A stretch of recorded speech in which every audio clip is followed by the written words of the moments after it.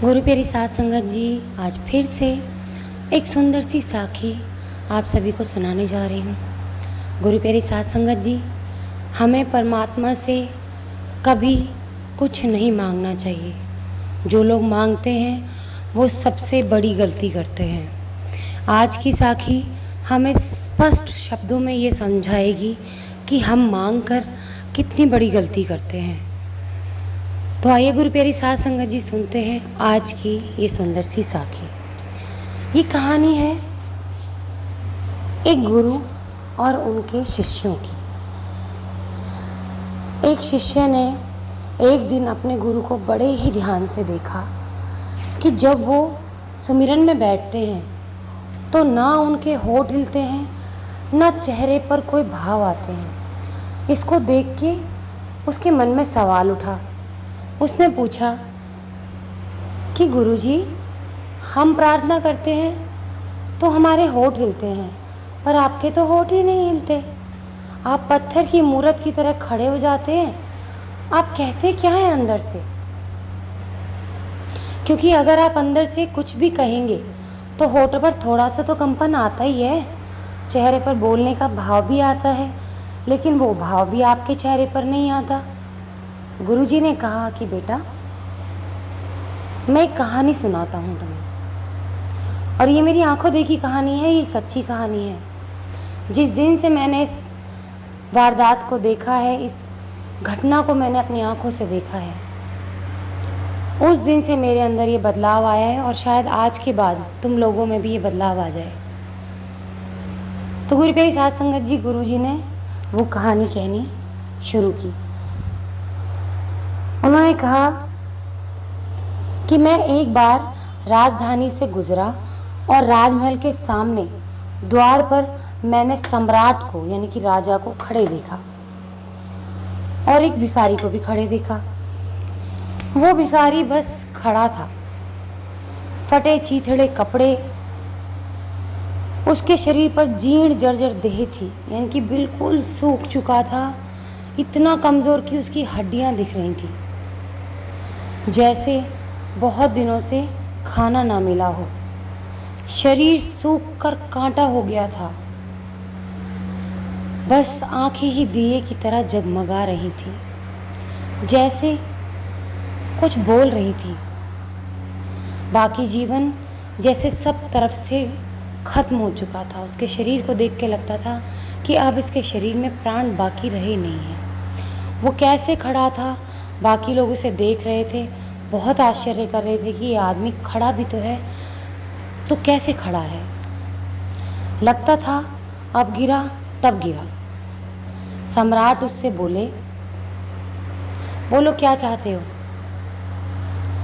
उस भिखारी ने कहा, अगर आपके द्वार पर खड़े होने से मेरी मांग का पता नहीं चलता, मेरी हालत देख के आपको मेरी ज़रूरत का पता नहीं चलता, तो सम्राट मुझे माफ़ करना, मुझे कहने की कोई ज़रूरत नहीं है। क्या कहना है मुझे? मैं आपके द्वार पे खड़ा हूँ, मुझे देख लो बस। मेरा होना ही मेरी प्रार्थना है, मेरा मांगना है। सम्राट उसकी बातों को सुन के एकदम सन्न रह गया, चुप हो गया। उसको बड़ी शर्म आई कि मैं एक सम्राट होकर भी इसकी दशा को समझ नहीं पाया। वो बेचारा बिल्कुल ऐसा लग रहा था कि जैसे उसने खाना ना खाया, और सम्राट ने ये पूछकर और सबसे बड़ी गलती की कि वो क्या चाहता है, जबकि सम्राट को दिख रहा था कि उसको सबसे ज़्यादा खाने की ज़रूरत है, पहनने की ज़रूरत है, बाकी चीज़ें तो बाद की बात है। सम्राट ने उस भिखारी से माफ़ी मांगी और उसने कहा कि तुमने मुझे जीवन का बहुत बड़ा पाठ सिखाया है। किसी बात को कहने के लिए शब्दों की ज़रूरत नहीं होती, सिर्फ हमें अपने मन की आंखों से देखना चाहिए, समझना चाहिए, और जो अपनी बात को समझाना चाह रहा है उसको भी वो बात अपने मुंह से नहीं बोलनी चाहिए, क्योंकि जब किसी को देखकर वो हालत नहीं समझ में आ रही तो हमारे कहने से ही क्या समझ में आएगी। तो गुरु प्यारी साध संगत जी, गुरुजी ने कहा, उसी दिन से मैंने प्रार्थना यानी सुमिरन होठ हिलाकर बंद कर दिया, यानी कि उस प्रार्थना में मैंने परमात्मा से मांगना बंद कर दिया। मैं तब से परमात्मा के द्वार पर खड़ा हूँ। वो देख लेंगे कि मैं क्या हूँ। अगर मेरी स्थिति कुछ नहीं कह सकती तो मेरे शब्द क्या कह सकेंगे। अगर वो मेरी स्थिति नहीं समझ सकते तो मेरे शब्दों को क्या समझेंगे। इसीलिए भाव और दृढ़ विश्वास ही सच्ची परमात्मा की याद के लक्षण हैं। यहाँ कुछ मांगना शेष रहता ही नहीं है। आपका प्रार्थना में होना ही पर्याप्त है, उस प्रार्थना में मांगना बेकार है। गुरु प्यारी साध संगत जी, हम में से बहुत से लोग हैं जो परमात्मा से मांगते हैं, परमात्मा से कहते हैं परमात्मा हमें दे दो। क्या हम इतने भी समझदार नहीं हैं कि वो रब हमें देख रहा है। अपनी संतान को क्या चाहिए क्या परमात्मा को नहीं पता। हमारी हालत तो उनकी आंखों से छुपी नहीं है ना। जब वो पूरा संसार चला रहा है तो हमारी हालत कैसे उनसे छुपी रह सकती है, कैसे छुप सकते हैं हम। और अगर हमारी हालत देखकर भी उनको हमारे पर तरस ना आए तो हम मांग कर ही क्या कर लेंगे। तो हमें सिर्फ़ और सिर्फ परमात्मा पे विश्वास रखना है, अपने आप को पूरे तरीके से उन पर छोड़ देना है कि ये परमात्मा हम तेरे हैं, हमें अपना ले, हमें अपनी शरण में ले ले। जो करना है, जो तुझे ठीक लगता है वो हमारे साथ कर। जो तुझे मंजूर, तेरी जिसमें खुशी उसमें हमारी खुशी। बस अपने से दूर मत करना। तेरे दरवाजे पर खड़े हैं, इससे हमें भगा मत देना। इस दरवाजे से हमें अपने दिल के दरवाजे में वापस अंदर ले लेना। तो गुरु प्यारी साध संगत जी, हमें प्रार्थना में अब से भगवान से कुछ नहीं मांगना, सिर्फ खुद को उन पर सौंप देना है। जब भी सुमिरन करेंगे तो ध्यान रखें परमात्मा से कुछ ना मांगे। कुछ ना मांगे मतलब कुछ ना मांगे, उसको खुद को सौंप दें। और एक बात कहना चाहूँगी, मैं भी अपने जीवन में इस चीज़ से गुज़र रही हूँ। जब हम दुखों से परेशान होते हैं ना, तो हम अपने अपनों से गुजारिश करते हैं कि कोई हमारा साथ दे दे। लेकिन अपने भी बनी बनी के साथी होते हैं। जब तक आपके पास पैसा है तब तक आपके अपने भी अपने हैं, चाहे वो माँ बाप ही क्यों ना हो, चाहे आपके भाई बहन क्यों ना हो, चाहे आपका कोई भी रिश्ता क्यों ना हो, चाहे आपका खुद का पति पत्नी कोई भी हो। जब तक आपके पास पैसा है तब तक इंसान आपके साथ जुड़ा हुआ है। आपके अच्छे दिनों में हर कोई आपके साथ आएगा, लेकिन आपके दुख के दिनों में आप कितनी भी किसी को आवाज़ लगा लेना, जब आपकी दशा सबको पता होने के बावजूद भी कब कोई आपकी हेल्प नहीं कर रहा, तो आपके बोल लेने के बाद में ही कोई आपकी हेल्प क्यों करेगा। जिसको आपकी दशा समझ नहीं आई, जिस तरह से उस भिखारी की दशा उस राजा को समझ नहीं आई, तो बोलने पर ही क्या समझ में आएगा किसी को कि हम क्या चाहते हैं। जिससे मदद नहीं करनी वो मदद नहीं करेगा। तो दूसरों के सामने हाथ फैलाने से अच्छा है अपने परमात्मा को, खुद को उसको सौंप दें।